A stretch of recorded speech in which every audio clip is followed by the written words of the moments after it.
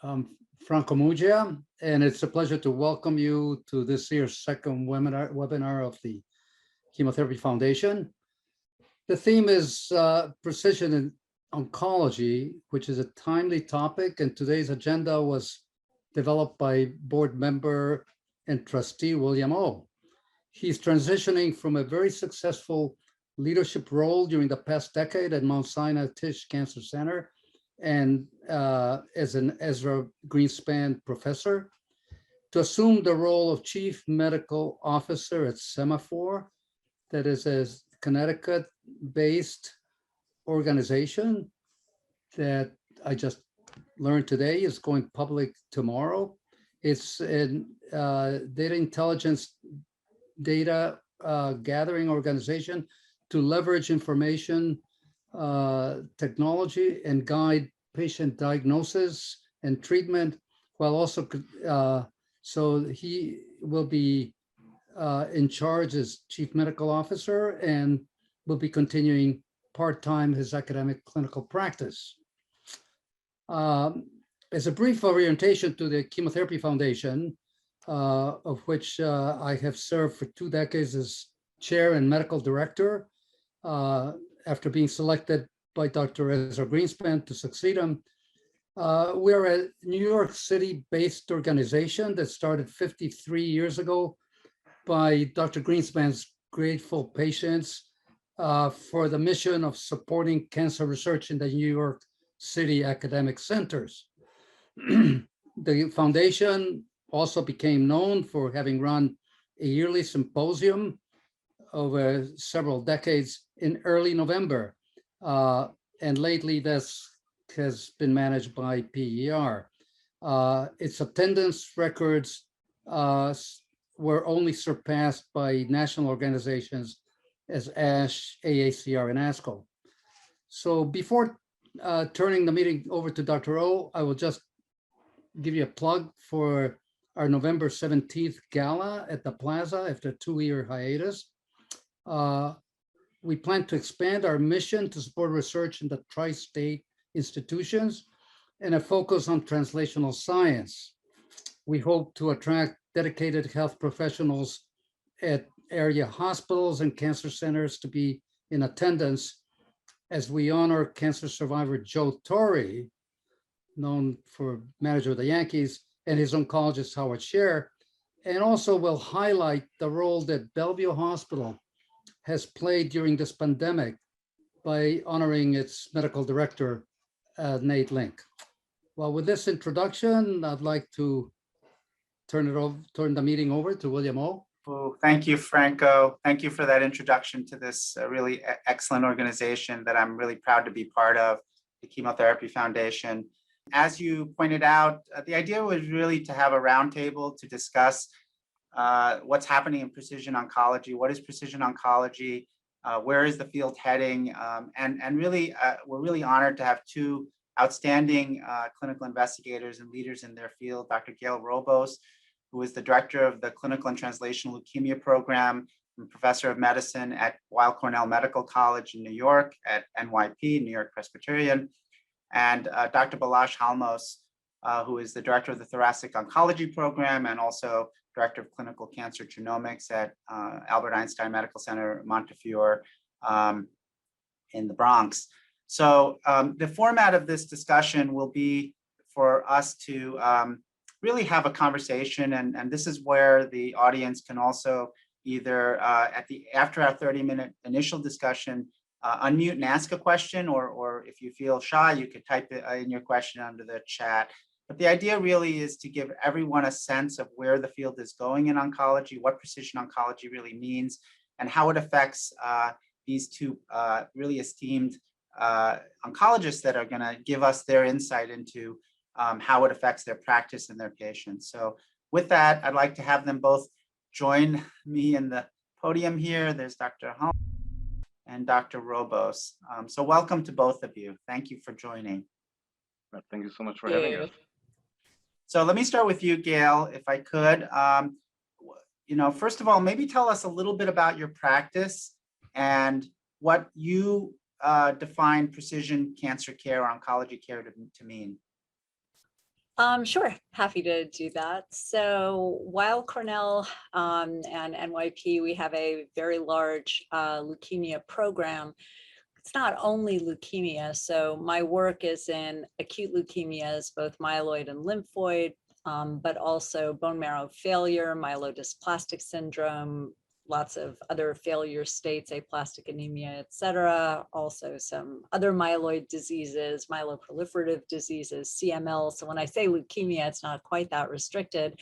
But we actually have a very large, both clinical and translational programs. We try to have a big portfolio of clinical trials for pretty much every stage of these diseases, or newly diagnosed, relapsed refractory, even maintenance, which is now becoming a big ticket and hot item, especially in myeloid leukemia after years of only being relevant for lymphoid leukemia. But the goal is to have, these are difficult to treat diseases where the outcomes are just not where we want them to be for many of the, certainly many of the acute leukemias, but across the board for bone marrow disease, there's plenty of opportunity for improvement. We want to have cutting edge clinical trials, as well as translational work that is going on concomitantly with many of those trials. And I would say that leukemia is the land, actually, of precision medicine at the moment, because especially in the field of acute myeloid leukemia, where we really just were kind of throwing rocks at this disease in most cases for decades. Precision medicine now, by definition, is meaning trying to have targets. Now, targets can be molecular targets. There could be a mutation to target. There could be something on the surface of the leukemia cell to target, but something other than just straightforward application of chemotherapy. I'll start by saying that chemo has cured more people with leukemia than anything else, so we are not ready to move away from chemotherapy yet. But the concept of precision medicine is to take a name of a disease, leukemia, lung cancer, prostate cancer, and to come up with the biological aspects of the disease that allow us to be more precise in tailoring chemotherapy to an individual patient with an individual disease, having recognized that the same name, you can have two people sitting in the waiting room with the same three letters, AML, and their diseases are totally different. And I think that's kind of how I spend every single day telling the people who are talking in the waiting room not to all think that they have the same thing. Yeah, thank you, Gail. It's an important point. People will say, I have one disease, and they'll act like it's the same disease as the person sitting next to them. I take care of prostate cancer patients. Prostate cancers behave completely differently, even though they all start in the prostate. Balazs, you tell us a little bit about yourself and what precision medicine and precision oncology means to you. Certainly, I'm Balazs Ramos, and I'm very happy to be here today. I don't want to sound very competitive, with Gail here. Gail said that leukemia is kind of the focus of discovery. It's really been lung cancer, I gotta say. And let me just step back 25 years exactly. 25 years ago, I was, completing my training in New York City and applying for fellowship positions, interviewing with the giants of the chemotherapy era, Dr. Murgia and Gail's dad, Dr. Rowe was at Mount Sinai, who is 90 years old and is doing very well, as I heard, so I'm super happy. And at that time, entering the field of oncology and starting to focus on lung cancer, very specifically advanced lung cancer. Advanced lung cancer was a uniformly fatal disease at the time I entered. Chemotherapy was the foundation, but the sole foundation of our treatment, and it really didn't work. It really didn't work. It didn't matter whether you gave this combination versus that combination, 3 cycles or 6 cycles. There was this relentless march of the patient's illness towards dying from it within a certain number of months. And I just cannot tell you how personal, in a way we've taken all the waves of discovery that we've witnessed since, so we can actually personalize our treatments and use precision medicine in so many different ways. The first wave came with the discovery that non-small cell lung cancer, the most common type of lung cancer, is not one type. It's many, many different types. First, we discovered that there's a group of patients, many times young women who never smoked, whose cancer carries the EGFR gene. And finding that EGFR alteration in the cancer allowed us to use pills instead of chemotherapy, drastically transforming the lives of those patients. Then we realized it's not just EGFR. There's ALK and there's ROS, and there's more and more of these little subsets that ultimately make up actually a significant piece of the pie. And that made us realize that we need to dig, and we need to dig very hard, because there's important information that can be found in the patient's tumor, and learning that can really tailor the treatment properly for much, much better outcomes. As I mentioned, lung cancer was, fatal disease, advanced lung cancer, and it still is a very serious disease for many patients. But for some patients, when we can identify these alterations, we can offer treatments that can lead to high quality of life and many, many years of life, to the point that some of our current studies, we can't even measure the median life expectancy. Some of my patients, I have to tell them, I don't know what your prognosis is, but it's improving each year. Research is advancing so fast, and it's not just targeting the right treatment to the patient's cancer, but then learning about how they become resistant to that treatment and rectifying the treatment approach a second time around and the third time around. And lately we've learned about that targeted therapy is great, but there's immunotherapy as well. And immunotherapy using the patient's immune system is truly as precise as it can be. And we can actually use molecular tools to identify the right patients for immunotherapy approaches to activate that immune system the right way.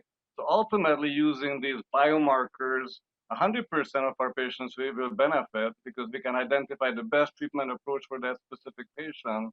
And let me just add to that we've just seen a third wave of discovery, not being able to use these tools not just from the patient's tumor, but using what's called liquid biopsy, DNA that's just shed in the circulation, something that 6 years ago I could not believe possibly could happen. Today it's routine. We just send 2 tubes of specimen through FedEx to someplace on the globe, and 5 days later, from someplace from the globe, information comes in to tell me what to do for that patient. It's just unbelievable how convenient and how fast it is. And it's really expanding the horizon for our patients in so many different ways. So thank you, Balazs. I just want to emphasize this point. Here on this panel, you have 3 oncologists who treat 3 very different diseases: prostate cancer, lung cancer, and hematologic cancers, including leukemia. And yet we're all doing the same thing. We're dividing the patients into groups based on what drives those cancers to grow. And we're giving different treatments to those patients in ways that we didn't do when we were all training many years ago, where the only choice for many of these patients was, in fact, chemotherapy. Now, Gail, you mentioned that leukemia was, in fact, a pioneer in this space. When I was a fellow, we divided the cancer cells based on what they looked like, and we might have given different chemo regimens. Now you're using genomics and molecular assessment. So can you just explain to this lay audience, what does genomics mean? What is a gene, and why would that change the way you treat a cancer patient? So I think one of the first things to unpack is that when people hear gene, they immediately go to inherited. So I want to kind of hit that first, because you hear gene, genetic, oh my God, does that mean my kids are getting this? So before we go down that road, it's, they'll say it's all in the genes. Well, it's not all in the genes. So just because something has a mutation, just because we are talking about genetics, doesn't mean we're talking about things that are inherited. And I think it's very important to think about it that both liquid cancers and solid cancers do have syndromes that might actually run in families, that may include multiple family members, that we might be talking about an inherited syndrome. But typically what I think the discussion that you wanted me to open was the looking for the acquired mutations in certain genes that might be associated with a particular malignancy. So for example, in acute leukemia, We used to look under the microscope. I went into this field because I was fascinated by looking under the microscope. But, big, blue, and bad, which is how we used to describe the cells for under the microscope, doesn't quite cut it. So there are mutations in genes that are associated with leukemia that have prognostic importance, and they have potential therapeutic importance. These are typically what's called acquired mutations. These are somatic mutations. So just walking around and existing, newsflash, pretty much everything goes downhill after 30. I hate to tell you, you start acquiring mutations normally. Not all mutations are bad. Not all mutations are gonna become problematic, but there are mutations that can be acquired that affect genes that may be associated with a particular malignancy. And in leukemia, there are genes that have been identified that are recurrently mutated in patients with acute myeloid leukemia. And this discovery has done two things. First of all, it's allowed categorization by mutational abnormality. So if you have this mutation versus that one, it may strongly affect prognosis. For example, patients with this, and this mutation, we may want to be very strongly considering a stem cell transplant. But if you've got other mutations, you may not want to be. So there's prognostic importance. And I think this is across malignancies, an important concept that certain mutations in genes may help the doctor decide what the prognosis is and which therapy to pick. But the which therapy to pick actually is expanding into, at least in, for example, acute myeloid leukemia, mutationally directed therapies. So what we were hearing from Balázs, and I can do the correct pronunciation as a solid Hungarian, but what we were hearing there was that in relapse disease, for example, we would try the same thing in leukemia as in lung cancer, a bunch of different chemotherapy, and it didn't quite work well in anybody, no matter what the combination was. But if you actually do sequencing now on some of those relapse patients, and there's a mutational target, you might have a mutation in something called FLT3 or in IDH1. And I can blow everybody away with all of the technical terms, but that's not the point. The point is, can I find a target? Well, in AML, all of a sudden, after years and years and years of really not being able to help patients with relapse disease, they're now in subgroups. If you have an IDH mutation, you might be able to get an IDH inhibitor. And there are two that are now FDA approved. So the analysis of what's in the genes, are there recurrent mutations that are associated with particular diseases that A, help prognosis, B, help you pick what therapy. This is, I think, what we're talking about in terms of defining what does all of this means. Now, if you think about it, chromosomes, like you picture the 6 train, right? All those cars in a row are the chromosome, would be a chromosome. That might lead to a cytogenetic abnormality, so an abnormality in the chromosome. But what is a chromosome? So back to 5th grade here. Chromosome is the 6 train. Each car is a gene. So the genes are lined up. Genes make proteins. They drive the organism. And if the gene gets screwed up, either because it's mutated or maybe it gets located somewhere else. So in some of the diseases I treat, this car and this car are supposed to be next to each other. But what if they switch? What if the genes are no longer next to each other in the right way? All of these result in pathological or disease processes that we are trying to get the biology figured out, or figure out what got messed up here. What happened to these genes? Are they not next to each other? Are they mutated? Do they have different organic chemistry molecules stuck onto them that are turning them off when they're supposed to be on? The biology helps us pick the treatment. And actually, this is working because we have better treatments now, and we can hopefully get closer to that ultimate personalization goal. I will just add, in case there are patients or family members on, that the problem with all of these talks is always that the implication is that we can definitely do this for everybody. And I just want to get out there quickly ahead of, as we talk about all of these exciting things, and they are unbelievably exciting, and we are all excited by them. There are a lot of patients where we can't quite figure out their biology yet. So that's why companies and laboratories and researchers are trying hard to dig even deeper to figure out, well, what if you don't have one of these mutations that we know what to do with? What if you have something different? And part of the promise of personalized medicine is actually that out of the box thinking that we have started doing increasingly for our patients. And I have a great story here, and there are lots of them, where you do broad-based sequencing, looking for something, looking for a clue that lets us target something differently. And that gives this whole possibility of repurposing or using medications that were designed for one thing. But what if you check a patient's biology and say, well, this looks interesting, but the only thing that I know that would help this is a breast cancer drug. Well, maybe I'm going to try that. So I think that's a hugely promising space for all of us too, that I definitely don't want to learn about lung cancer. I don't know about a thing about prostate cancer, but we can't be siloed anymore, because it's possible that my IDH inhibitor is going to work on somebody with brain tumor. And guess what it does? Because brain tumors and leukemia, which do not see the same doctor, they're not even usually in the same building, but they sometimes share the same mutational abnormality. So it's encouraging out of the box thinking, and for all of us to not get any drug out of consideration. What if an antidepressant hits the pathway that I find that's messed up in a leukemia patient?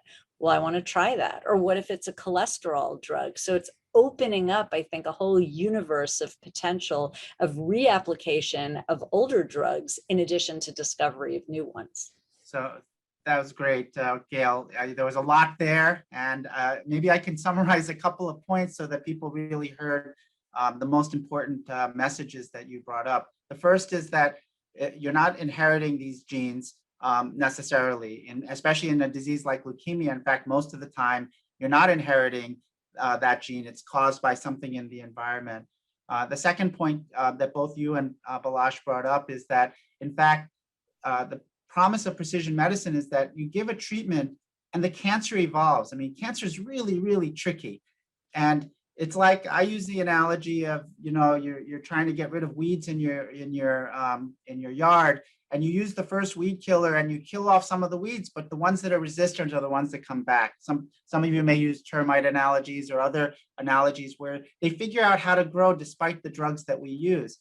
And the difference is, in the past, we just throw something else on there. But now, as you point out, we actually can identify the specific abnormality and then use a drug that is targeted to that specific abnormality. And the third point you brought up, which is very important, is it doesn't work in everyone yet.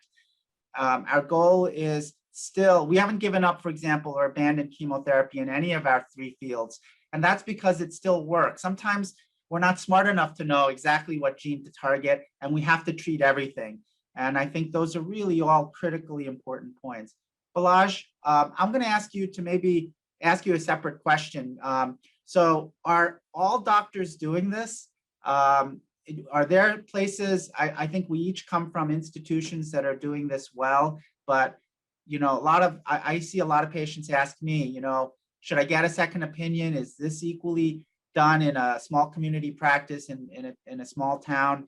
What is your answer to those patients? That's a fantastic question, and on a certain level, an embarrassing one, I have to say, because we've learned about this in lung cancer management 15 years ago, and year by year we're adding some new tests and new targets, and our treatments are improving. And all guidelines recommend that all patients with advanced non-small cell lung cancer should get proper testing for all of these gene abnormalities. We just saw a review of the actual practice a few weeks ago at our large national ASCO meeting. And it turns out only 50% of the patients get even just the first 4 tests done. So no, we're not doing well enough as a field. It's very difficult for a community oncologist to grasp all this and really utilize all that knowledge for their patients. So I think it's very important for a patient with a significant cancer diagnosis to make sure that their oncologist is aligned, with a significant cancer center, with research opportunities, with testing opportunities.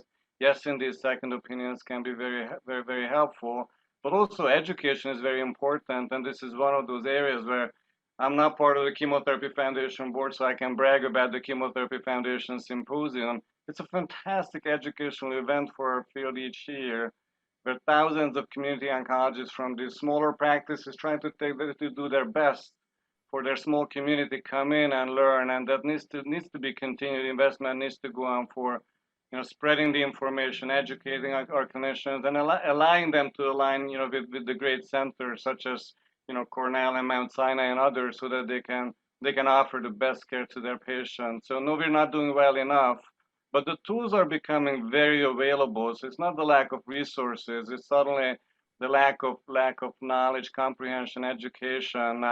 So those are very, very, very important elements. I wanted to just go on a little bit, after what Gail said, to comment on this kind of familial aspect as well. I moved to a disease that I actually don't treat, colorectal cancer, where 95% of colorectal cancers are not inherited, but a small percentage is.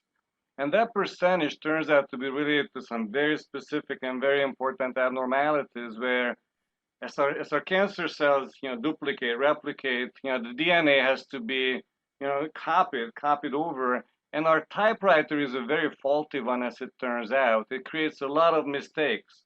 So, the daughter cell has a lot of mistakes in the DNA, creating mutant proteins.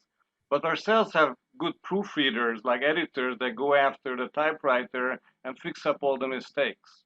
So in 5% of colon cancers, we can inherit, genes with a faulty editor, a faulty proofreader, and those cancers accumulate a lot of these mutations.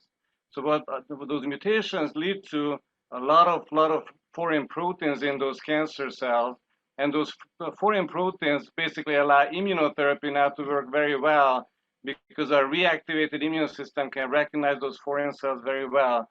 So learning about this now allowed the government to approve immunotherapy just based on the test result. If a clinician can prove that their cancer cell, and it doesn't have to be colon cancer any longer, it can be endometrial, it can be lung cancer. If that cancer cell has a faulty proofreader, we can offer immunotherapy for those patients. Again, very important not to just to acknowledge the familial nature, but the impact of it in terms of how the cancer will behave, how the immune system will recognize it, and allows this novel wave of tissue agnostic therapeutics where we don't need to give a name to the cancer in a way, we just need to understand how it behaves, and then we can treat it well. And while we talk, I'm gonna have to step away for a moment because my cleaners came and I have to ask them to stay quiet. So I'll be back in 5 seconds. So while you're having your office stay dirty, Alash, I just want to comment on something you brought up, which is really the issue of this idea that something bad, that is that you inherit a gene that doesn't allow you to fix your DNA, because there's a drug that actually targets those proteins, that in this case immunotherapy, that actually that bad thing, which is you can't fix these proteins accurately enough, and you can't fix your DNA so that it's making all these weird extra proteins, makes that patient's cancer susceptible to immunotherapy. But we would never have known any of that if we didn't really understand the genetics of the cancer, the inherited component of that, and the fact that these new drugs became available. So this is the way the future is going. So maybe to you, Gail, is there a role for oncologists? Are we going to all be computer algorithms making decisions for patients? Will people, just like Amazon, plug in their disease characteristics and just be, mailed a package which they just take by mouth? I hope so, as quickly as possible, so that I can open a pizza shop or something.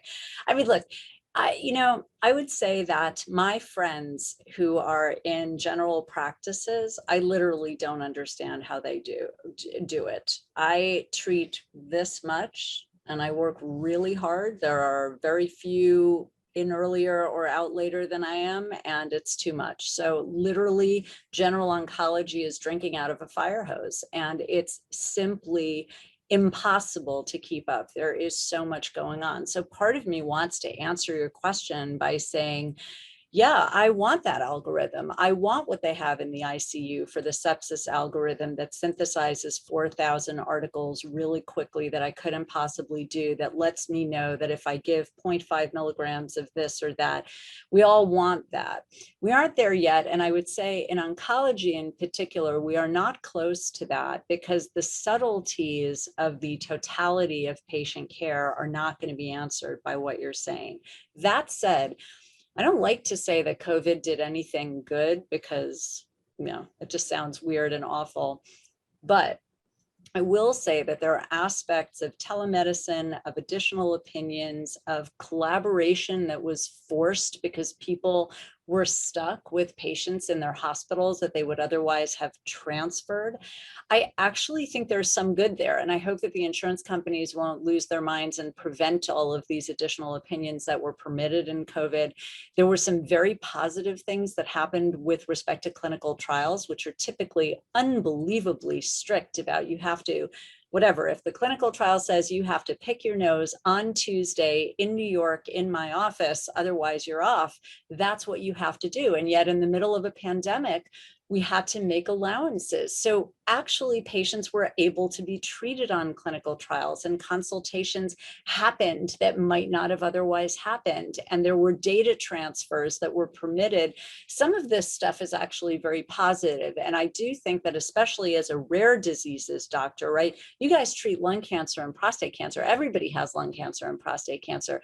AML, we're talking thousands of cases. I mean, not hundreds of thousands. So rare diseases are even more difficult to interpret. And how could somebody who has seen one AML patient in the last 3 months possibly know even which tests to check off in a box? If they have a lab order form from a commercial lab, there are literally 70 boxes that you could check off for AML. How could you possibly know that? So I do think that we should all hope for the replacement of our own not probably good enough brains with a lot of computer support, but I actually think that being a kind, empathetic person who looks at the totality of all of the problems of the patient, hopefully that doesn't go away, because I still think having an actual doctor, especially a nice one, is helpful and important.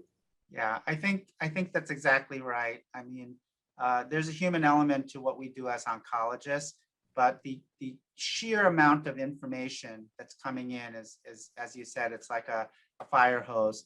And the only way is to use artificial intelligence, use information technology, just the way we do everything else. I mean, look how easy it is for us to order, anything on Amazon that we need, and it's there the next day. A lot of that is through computers and computer algorithms. And I think we need to incorporate more of that into our daily practice as oncologists. And I think you'll see more of that as long as it's filtered through the lens of the physician, which is what patients are really, they're looking to us to help them. So let me ask you a question, Balazs. Are all abnormal genes wrong? In other words, how can we tell if somebody gets a molecular test, how can we tell what is really making that cancer grow versus genes that are not important? Because many of the patients and their families see these reports, and there's a lot of different things on those very complicated reports. So how do we know what the bad genes are, let's say in a lung cancer patient? Well, that's a very loaded question and a very difficult one. I wasn't prepared after a full day of clinic for this type of question, but an excellent question in reality, because as you mentioned, currently we have to use artificial intelligence in a way for us to understand these molecular reports. When I started, I mentioned that we discovered the EGFR gene. Well, we knew that, there's 10% of lung cancer patients where that, gene, can carry mutations. And we discovered soon afterwards that as we treat those patients with a targeted drug, they can undergo a second mutation, and the second mutation can lead to resistance. Well, that's one gene, a couple of hundred base pairs. That's reasonable for a human being to understand and maybe even look at the sequence and gather the information and make a change. The test that we run today, the company that you run, William, now doesn't worry about 100, base pairs, little sequence. It does brute force technology, and it looks at every single, DNA, a molecule, and that's impossible for a human being to digest, to process. So we need artificial intelligence, but we also need a lot of information from a lot of patients. And also we need to make sure that we understand that patients' molecular makeup in a way, as carefully as we can be. For example, we carry a lot of different, mutations in a way as compared to, me and William and Gail. We probably differ in a million, different points in our sequence. Well, we can take our normal DNA and compare that to the tumor DNA. We can filter these out. The one easy way to get rid of, the garbage in a way is to use an appropriate control. So we can look at the changes that actually happened in the DNA sequence.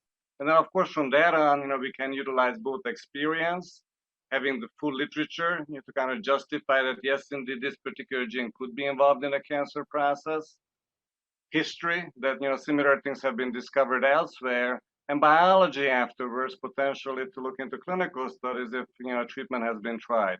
So there's a lot of pools of information that we need to use. Fortunately, those have been built.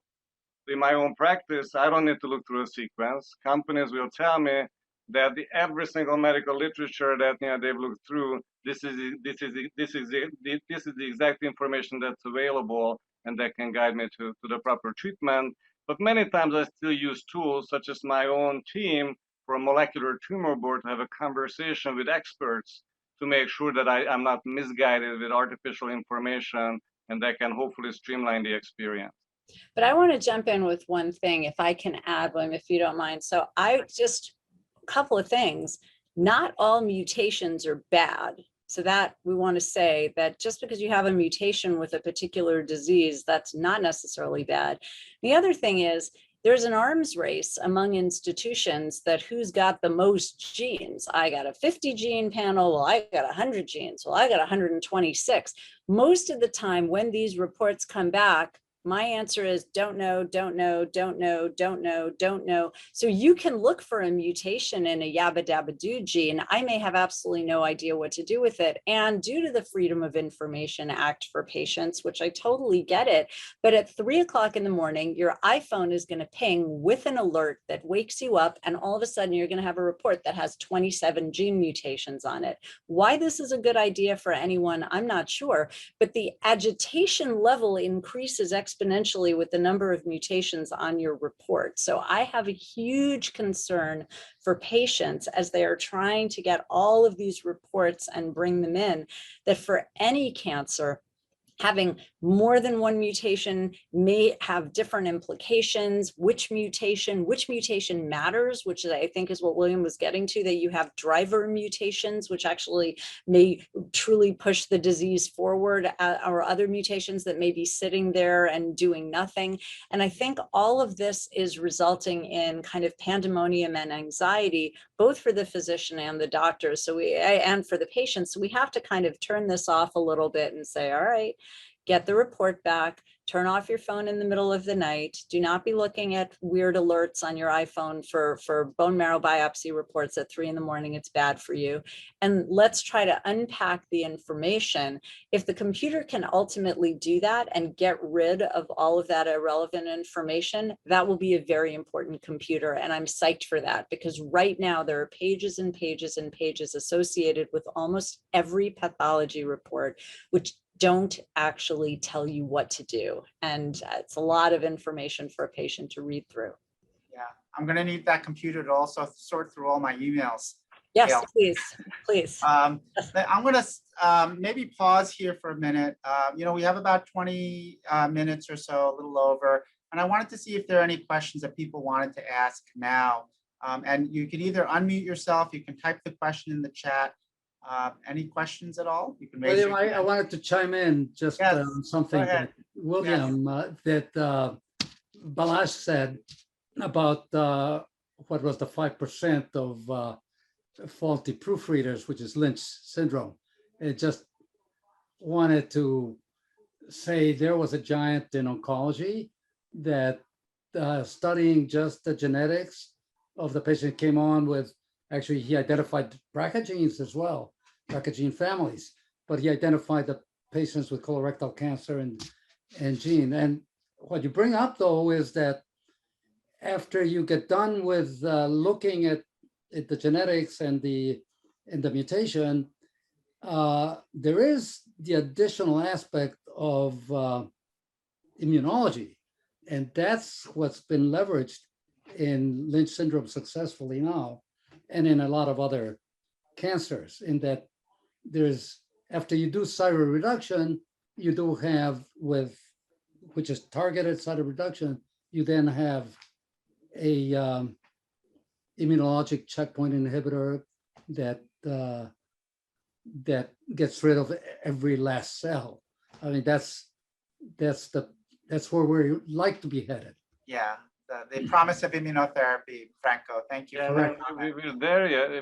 We're there in a way, and I'm seeing a giant of GI oncology under Dr. Huckster here. So Oh, I Yeah, mean, so maybe Howard, he can be unmuted and yeah. chime in as well. Well- But in reality, for a metastatic colon cancer patient, this is a must. Your clinician has to test for these abnormalities. If they find that yes, indeed, your colon cancer is related to this syndrome, or has developed findings similar to that syndrome, then immunotherapy is the best approach, and it's very easy treatment with typically little side effects. 80% of patients will have no side effects on immunotherapy, and it's just an incredible miracle in a way that we're at this stage 25 years after chemotherapy was the sole thing that we have. So Chemotherapy Foundation has really expanded its foundation now towards very successful targeted and immunotherapies. Thank you, Ash. And I want to thank you and Gail and Bill as well for your excellent presentations that really bring us to where we are today. I have a few reservations. I think every point in history, people think they're at the point where they know a lot. And then you look a few years, 25, 30 years down the line, 50 years down the line, and people think, what were they thinking? And we know so much about cells today, thanks to 50 years of molecular biology, but I think we're in the infancy of this. And I don't particularly like the term precision oncology because I think it has a lot of hubris associated with it. I think we're still in the era of non-precision and early oncology. But what I most want to say to other people, this is never going to be a thing where people analyze your DNA and a treatment spits out. Patients come to doctors with problems. I have a pain, I lost some weight, I can't breathe, I have shortness of breath. And there's a lot of things a doctor has to sort through to get from the chief complaint or what the patient presents with to a diagnosis. And I think there'll always be a room for clinicians here in terms of understanding the disease process and how to put our knowledge into the treatment. But first you have to understand what the patient's problems are. Howard, excellent points. I'm going to push back and say, especially since I named this webinar as Precision Oncology, that we have come a long way. I mean, you heard the stories from each of us. We've all been around for a while and saw the terrible days. You're 100% right. We're lucky to say that we're 20, 30% there. We have a long way to go, but I think the whole promise of precision medicine and precision oncology, and maybe it's aspirational, the term, that's your point, and I think that that's right. But we have made tremendous progress. I think lung cancer and leukemia are two of the best examples, with prostate cancer too. I mean, 20% of prostate cancers actually have a DNA damage repair mutation, and they're candidates for a drug. So to those of you, DNA damage repair is what leads to the use of drugs that are specifically for only those patients, the most famous one being the BRCA1 and 2 genes that everyone knows Angelina Jolie famously inherited from her mother. So yes, even if we're just chipping away at it, with chipping and chipping and chipping, for those patients, it's a world of difference. And I know you know that, and I know you mean that. I think, and you're, of course, an esteemed GI oncologist, and Balazs should stop talking about GI oncology. I love to talk about GI oncology. So let me talk more about GI oncology. I think my point is that the term is more aspirational than where we are today. I think that's a good way to put it. Yeah. So, Aspirational. listen, I'm so happy lung cancer has a lot more of these than we do in colon cancer, but I'm really so happy when I find one of these rare circumstances where I can give targeted drugs instead of chemo. And, hopefully we'll get to the point where all patients can benefit from that. Another thing I wanted to say about GI oncology, because it's starting to become my favorite field. That what we're learning from GI oncology nowadays, that liquid biopsy technology, where we can find that shed DNA in the circulation and tell what treatment to give to a patient. Well, our technology is improving now. It's not just that we can find, some of these abnormal genes. We can actually tell if the patient's cancer is still present after surgery using technique called minimal residual disease, where we teach the machine that William owns in Stamford, Connecticut, by teaching about the mutations that the cancer carries, kind of creating a bloodhound that goes into the circulation and looks at every single piece of DNA in the circulation to find a mutant one. And if after surgery we can find a mutant DNA, the surgeon didn't take everything out, and then you can identify patients for more treatment to make sure that the cancer doesn't return. So again, I think our field is really moving forward so beautifully that we aspire for great things. And that's exactly what precision medicine currently is.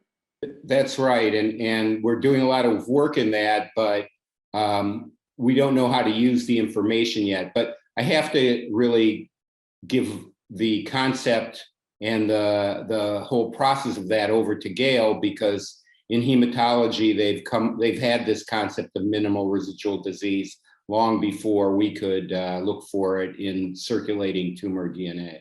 So Gail, that's a good segue to you, both about what does it mean, minimal residual disease, and also just in general liquid biopsies. Maybe you can just comment on that.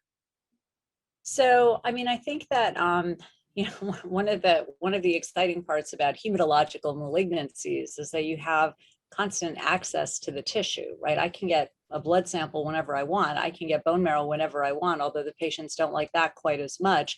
But I can't get a lung biopsy every 5 minutes. I can't go in and check out somebody's liver every 5 minutes. So the concept is when it comes to tissue, liquid biopsy, I think, is more popular at the moment conceptually for these solid tumors, because the liquid tumors tend to be circulating anyway, and we're trying to figure out exactly what is circulating and what can be detected at the end of therapy, which brings us to the concept of MRD. So minimal residual disease was renamed, actually, and very strongly in the liquid tumors as measurable residual disease. And the reason for that wasn't just to be a pain in the neck about it. Minimal had kind of an easy to dismiss aspect of it, that, oh, good, I got treated and I have minimal residual disease. That felt good. And it was getting blown off, actually, by clinicians and by patients, that if I have a bone marrow biopsy and I have AML and I have 95% blasts, and now I've gone down to 1%, well, that feels really good, right? Nope. 1% is a ton of AML, and I'd be very, very worried about that. So the threshold definitions of minimal became a discussion that is not where we wanted to be going. It was renamed as measurable. And depending on what your disease is and what and where you are measuring it, there are threshold levels which correlate very strongly with survival. And I can tell you, in the land of leukemias, for example, you can get down perhaps to 1 × 10⁻³ or 1 × 10⁻⁴. These sound minimal. They sound like tiny amounts of residual disease, and they equal very, very sharp, bad looking survival curves. So the concept that we want in cancer is disease eradication to actually prevent that kind of whack-a-mole situation that you were deciding. You were doing weeds and termites. I like the kind of arcade game of like you whack this guy down and then the other guy pops up again. It's all the same. This is selective pressure on a clone, right? So if I have a disease and I found mutation X and I have a mutation X inhibitor and I squish down that clone, what I don't want is the rise of his cousin, which is no longer having that same abnormality to it. And I think that that brings us to the concept of what does disease eradication look like for all of our diseases, and how can we get the technology to the point, whether it's 1 × 10⁻23rd, but when is it that somebody's immune system can actually perhaps kick in and be helpful?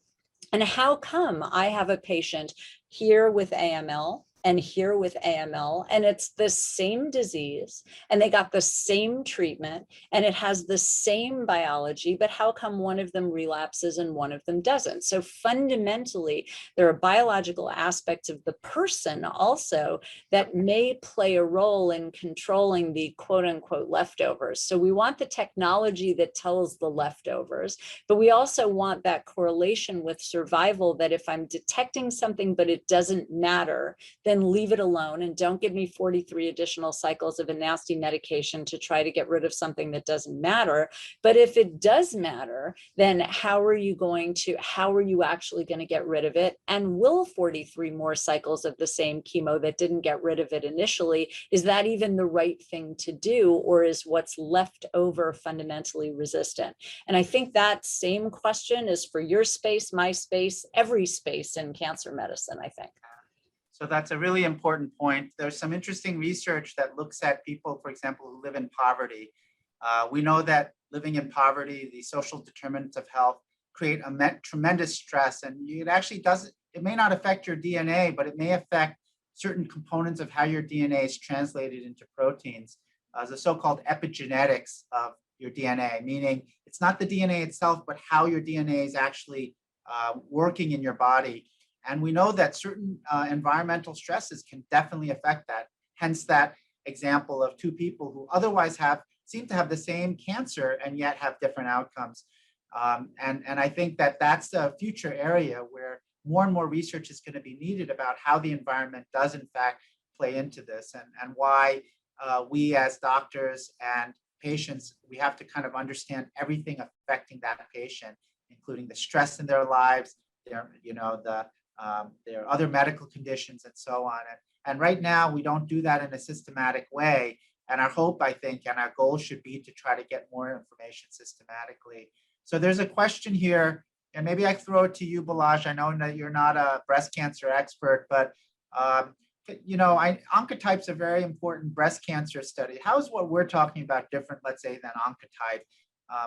How do people, sometimes there's a word like Oncotype that's associated with one disease, in this case, breast cancer. Sometimes there's no specific test that might be linked to that particular cancer. What's the difference in breast cancer, and how is precision oncology used in breast cancer? Yeah, certainly breast cancer has been really, majorly influenced by precision oncology and targeted therapeutics in a way. In fact, probably the first example of, successful targeted therapies with, hormone therapies for patients with hormone receptor positive breast cancer, really transforming the outcome of those patients. Life expectancy survival for breast cancer patients is unprecedented. But number one, there's some groups of breast cancer patients with poorer outcomes. And 20 years ago, it was discovered that breast cancer that produce a very specific protein, the ERBB2 protein, and that's one of those driver genes in a way that Gail referred to, those patients have a terrible outcome. Now, within 20 years, we've developed molecules that can attack that very specific abnormal protein so successfully. And now we've been able to change those treatments to basically just carry a chemotherapy medicine alongside for a ride to do an even better job. That group of patients with the poorest prognosis now has one of the best prognosis due to this special treatment. But also we're learning about how to select patients for certain treatments with breast cancer. The outcomes are very good. So maybe not everyone requires chemotherapy, for example, just because they have a larger tumor or they have nodes that are positive for breast cancer. So as we've learned, we can take special signatures, from the tumor biopsy through special labs like the lab, that you're running, the oncotype assay that can inform the clinician which patient has a higher or lesser likelihood of recurrence. And one test, this Oncotype DX test, can save about 50% of patients requiring chemotherapy because it teaches the clinician that no, your patient has such a good prognosis with just hormone therapy alone that we can save them from the toxicity of chemotherapy medicines. So in so many ways, we can see the special impact of precision medicine and breast cancer treatments. Thank you. So I know we're coming up on time, so I just wanted to give you each like a minute to just talk about what you see as the future of oncology and precision care. Give our audience a sense of where the field is going. Gail? So I think that it is absolutely, definitely the case that we are moving very quickly, and I will speak for kind of all cancers here. We're moving very quickly toward being able to not generalize. So it's not going to be AML or lung cancer or prostate cancer. It will be type specific. I have a lot of optimism that integration of technology, integration of unbelievably sophisticated diagnostics, as well as bioinformatics and computing, is steadily transforming what we do. But I also am on service right now, and I'm sensitive to the fact that I have a lot of people that I can't do this for right now who would probably be sad to listen to this because it's not as close as we would like. And we are not, if I put down this webinar and I go back up to the floor, I can't do this for everybody. We're trying more and more for everybody. And I think the concept of getting to a major center, of making sure that we kick the tires, looked under the hood, try every test that we know how to do now to make sure that one of our tools now can't be applied. Everybody should try to do that if it is reasonable and feasible for that testing to be done. But I want to have my incredible enthusiasm for the technology and the way forward, and the fact that this is definitely getting better, be just sensitive to the groups out there, because the majority of the patients with what we all treat don't necessarily have this path. I think that's where Howard was going with his comments. So I want to have both. I want to have the huge optimism. I want the term. I want the precision medicine. I want the computer. I would like to be replaced effective immediately. But at the same time, I want to be sensitive to the fact that patients need their doctors. They need us to think carefully and creatively about their care. And I think that you should try very, very hard before you give up on any type of tumor to make sure that a true super subspecialist has looked at it, just in case. Thank you, Gail. Balazs, last words? Yeah, I have to agree with Dr. Huxter. We're just looking at the tip of the iceberg, that's for sure. So there's so much more ahead. 20 years ago, I had no idea that I would see this, dual revolution between targeted therapeutics and immunotherapies, and I can project many revolutions ahead of us. And we need to keep that passion. We need to keep that energy. We need to make the investment into research. And yes, indeed, we're improving our therapies. Yes, indeed, we're improving our tools to identify patients with a higher or lesser risk of recurrence. But seriously, the best thing is screening and prevention. So we need to use those precise tools to be able to make sure that we empower our patients early on to undergo all the proper screening for their cancer to be detected early or prevented if possible. You mentioned AI. Clearly, AI could be used so well, for example, for imaging technology, to make sure that lung cancer screening is done in the most precise way so that our patients with early stage cancers get the best treatment early on. And the same tools could utilize the EHR to inform the primary care physicians as to which of their patients might be at risk for certain cancers, to be able to get their prevention and screening tools into the right hands. So precision medicine is not just the oncologist working on that little tumor specimen. It has to infiltrate medicine top to bottom, and it has to remain passionate and personal. The AI will not replace the passion that Gail brings at night to her patients. But it has to be a group effort between all the technology and all the humanity that we can bring to the table. Well said, Balazs. And I'm just going to add my enthusiasm to this field. I think we're going to get better diagnostics.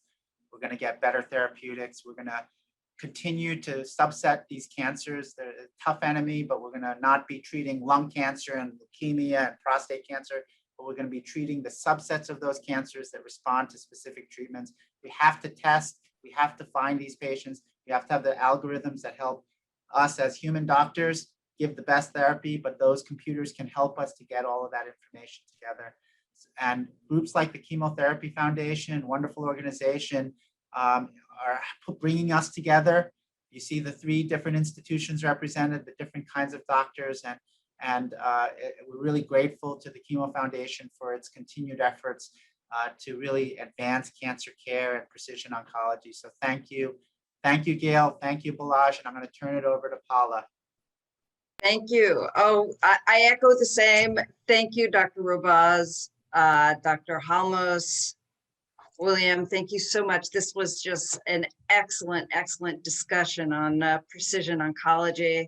And yeah, I think the Chemotherapy Foundation is really in a unique position to just have, you know, institutions from the tri-state area come share information and share information with both people in the medical field as well as people who are patients, family members of patients, and it makes a huge difference. And I've learned so much this evening, and I really thank you for all taking time from your busy schedules to have this discussion, this important discussion. I also want to mention that a video of this program will be available on the web, on our website.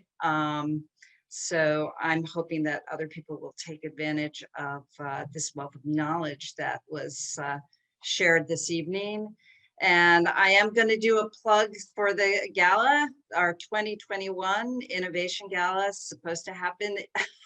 I'm keeping my fingers crossed because I would love an in-person event after more than a year of doing virtual. I also want to take time to thank our sponsors who make programs like this possible. And thank you to everybody for joining us this evening.